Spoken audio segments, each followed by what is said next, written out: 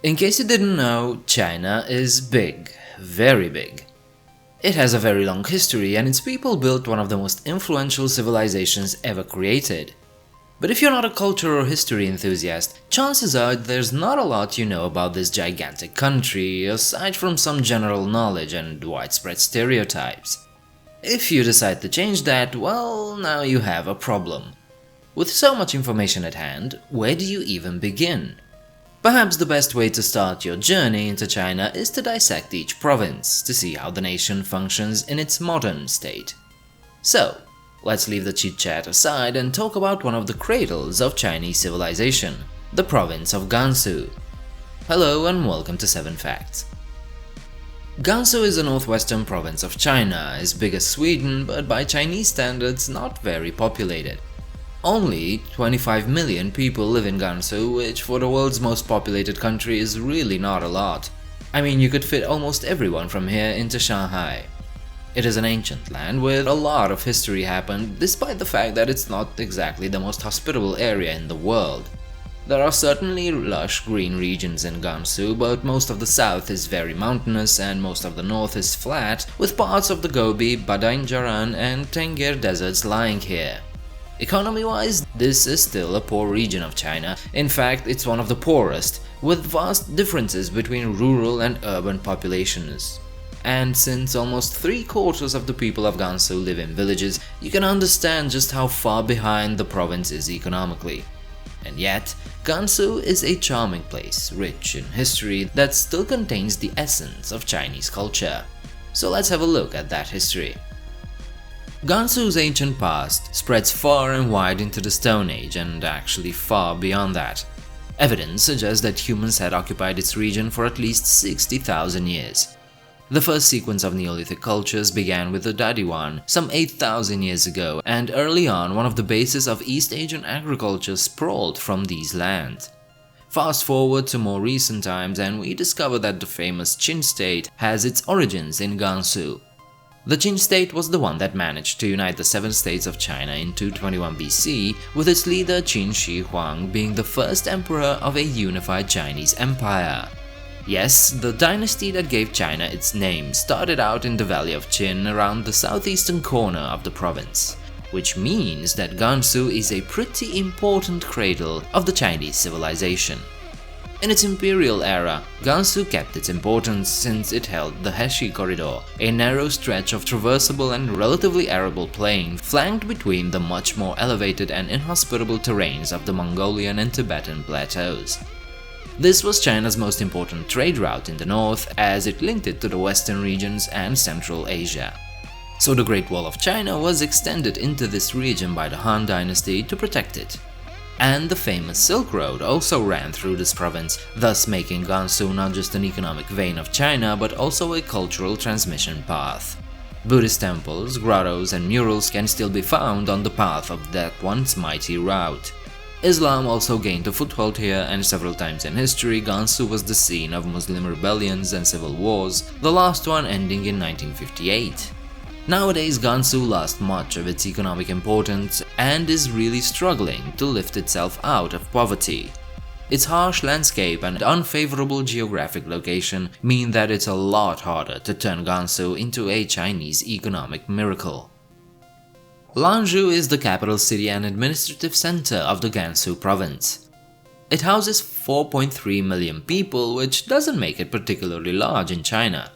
Still, if it were in Europe, it would be the 5th largest capital on that continent.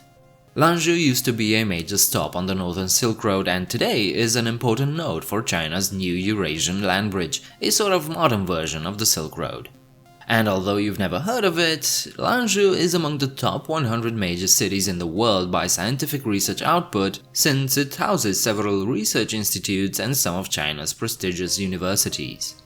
Its economy relies heavily on petrochemical and heavy industry, which brings in a lot of money and offers a lot of jobs, but Lanzhou is located in a narrow and curved river valley that's surrounded by mountains. This leads to a poor flow of air, which means that the city used to experience some of the worst air pollutions in the world. Add to this the large dust storms that periodically hit the city from the Gobi Desert, and you can understand why I wouldn't recommend large breaths in this city. This situation, however, has changed dramatically over the years. As a city once unable to be spotted from satellites, Lanzhou has taken various measures to combat air pollution in recent years, and they've been largely successful. And that is no small feat. Now let's go back to that Great Wall thing. Not all sections of the Great Wall of China are still intact, but in Gansu there are some sections you can still see with your very own eyes. Jiayu Pass is the first frontier fortress at the west end of the Ming Dynasty Great Wall. It's one of the main passes of the Great Wall through which most merchants from Central and Western Asia entered into China. It's located on the narrowest point of the Hexi Corridor near an oasis not far from the city of Jiayu. Legend tells that when it was built, an official asked the architect to estimate the exact number of bricks required. The architect said 99,999 bricks. The official questioned this number, so the architect added one more brick. When the fortress was finished, there was one brick left over, which was placed loose on one of the gates, where it remains today. This might only be a legend, but it underlines the importance and precision of planning and building in ancient China.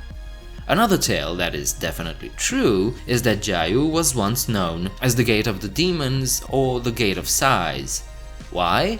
Exiles, disgraced officials and criminals who were no longer tolerated within China were often ordered to leave and never return through this pass that opens to the Great Gobi Desert. Of course, there's so much more to this place that I could never fit into one video, so I guess the best thing to do is to pack our bags and see Jiayu for ourselves. For 1500 years, trade between the eastern and western corners of Eurasia moved on the famous Silk Road. Contrary to popular belief, the Silk Road wasn't a single road, but rather a network of several routes used by merchants. The Northern Silk Road was one of these routes, and it passed through Gansu Province.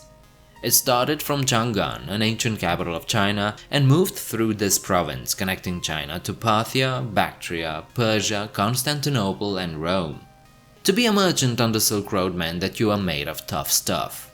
The northern route followed the mighty mountain ranges of Gansu, crossed deserts, offered some rest in a few oases, and then just kept going. Within Gansu, one of the major stops on the route was Dunhuang, an oasis city that still exists to this day.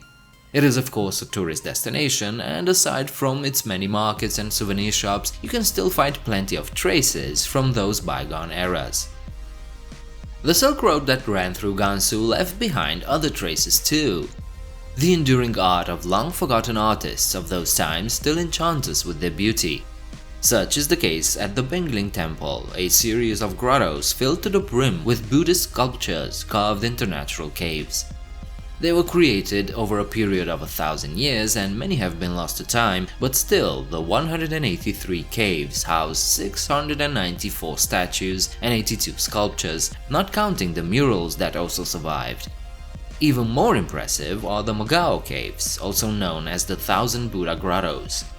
These caves were first dug out in 366 AD for meditation and worship. The complex contains no less than 500 temples, decorated with Buddha statues, murals, paintings, printed images and textiles.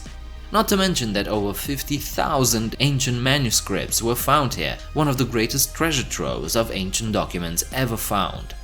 Still not impressed? Then go ahead and take a look at the Maijishan Grottoes. These are a complex of 194 caves cut in the side of a hill in Tianshui. They contain over 7,200 Buddhist sculptures and over 1,000 square meters of murals. If you're still not impressed, you might want to rethink your priorities. But hold on, we're still not done. Buddhism left a great impression on Gansu, and it shows. In fact, the largest number of Buddhist monks outside of Tibet can be found right here. It's called the Labrang Monastery, and it's one of the 6 great monasteries of the Gelug school of Tibetan Buddhism. It was built in the early 1700s, and since then over 100,000 manuscripts and books have originated from this place. This was one of the largest Buddhist monastic universities in the world and is still the most important monastery of Buddhism outside of Tibet. Thousands of monks used to be housed here, although during Mao Zedong's Cultural Revolution in the 60s and 70s, most were banished and sent into villages to work. Today, the monastery is once more occupied by monks, although their number is restricted around 1500. That was all for today. I hope you enjoyed it. Don't forget to like and subscribe before you leave. Leave your comments downstairs, and if you wish to do so, you can help out this channel through my Patreon page. I do hope to see you next time. Bye.